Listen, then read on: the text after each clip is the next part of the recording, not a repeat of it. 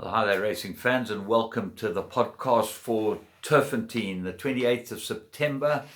We go on the inside track as a 21 pentometer, which means that the course will be pretty firm, and 4 meters spur to the 500 meter mark. We've got a R1,000,000 pick six carryover, so I'm going to try and work you through this pick six, give you an idea of where you should be playing. But let's start with the first races, which is off at 12:35, 1200 meter maiden plate, and Secret Dream's your favorite. Now, I always am wary of a horse that goes and runs a cracking race first time out when it was 40-1 in the betting, because obviously it hasn't showed much at home. Either they're horses that don't show much at home, or they have got no ability and ran on a bit of adrenaline. So let's have a close look at Secret Dream. We'll look at it in the parade ring and the canter pass. But my idea of the right horse here might be Malteser. Gets the best rider. Mabaya, Chamu Mabaya gets the ride. Drawn 1. Lots to like about Malteser. Had a few runs, and its second run wasn't bad at all. It's a very big price and certainly worth having an each-way bet on. Race 2, maiden plate, 1200 meters, and Precious Stone, the Tarry runner, is your favorite. Here's one that was unfancied first time, but came from absolutely nowhere. Danielson rides it, drawn 3. He is beatable. G.I. Joe's got form, Alec Laird's runner, and Quest for Good definitely will improve. Have a very close look at this one. His second run wasn't as good as his first run, but he looks like a big improver. Race 3, maiden plate, 3-year-olds. They go 1600 meters, and this is a bit tricky. Tilmeth and You Can't Hurry Love are the two that should fight it out. And it looks like a 2-horse race with them. I'm going to throw Royal Siege into all my play. I've been following this horse. He ran some good races early on, and he really hasn't improved much. But might be worth putting into the back end of quartets. Race 4. This is the first leg of your pick 6, and that's a maiden plate, 3-year-old fillies. And Tulip Way from the Robbie Sage stable, Muzieni, cracking draw, everything right, improved from its first run to its second run. Lots to like about it. What's it got to beat? It's got to beat Invisible, because there was one that ran a cracking good race first time out, heavily fancied, didn't run any type of race second time, but will improve a lot. I think it's an absolute 2-horse race, and I'm going to put only the 2 in the first leg of the pick 6. Race 5, Mirror rated 72, 1600 meters.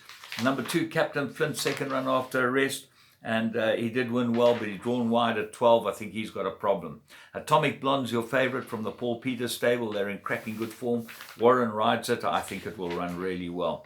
Sleep in Seattle. I like the look of this horse. It's got Callum Murray aboard. It's been running better and better. Looks like it's improving. Erico Verdenese, he knows what he's doing. Put it into your play. Olive Berg, Paul Matchett's runner, gets Yanni Kraling. Drawn 7, that's not in his favor. Did win a nice one last time, but might be found out here.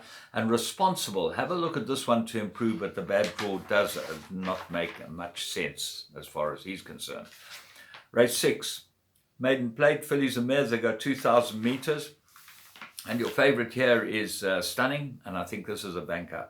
Muzieni rides it again, ran a cracking good race last time for the Robbie Sage stable, drawn 1, got a huge chance. Irish Dame, Diane Stenger's runner, gets Samanga Kamalo, but Muzi's ridden it his first 3 rides. He now jumps onto Stunning and stays with Stunning. That's why I believe Stunning's the right horse. He's got the pick, and I would have thought he'd picked correctly here.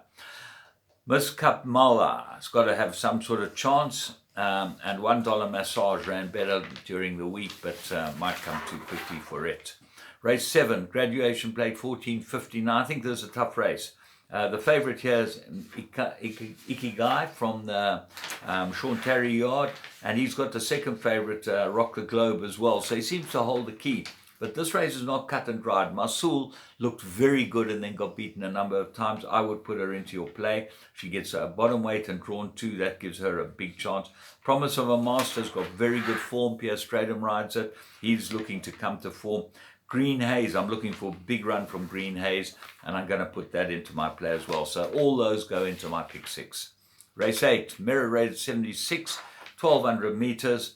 And Chouette's a favourite with Over the Limit, the second favourite. Over the Limit won a good one last time. Certainly well suited to the course and distance. Chouette, well drawn at 2.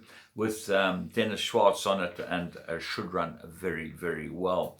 They look like the two horses as far as that one's concerned. If I'm going to put another one in, I'm going to put in Mistress of My Fate, Kamalo, drawn 1. So I'll actually go with the 3 there because it's a small pick 6 at this stage. Race 9, tough race. My first choice is Alex the Great. He's 7-1 shot, well drawn at 2. He certainly goes on the track. I don't think that he would be inconvenienced. He ran a very good race at Greyville, and as a result, he should go on this tight inside track. Ring of Fire from the Paul Peter stable looks like a major player. The 2 Dory Sham runners look like they've got to go into your plan, maybe Galactic Warrior.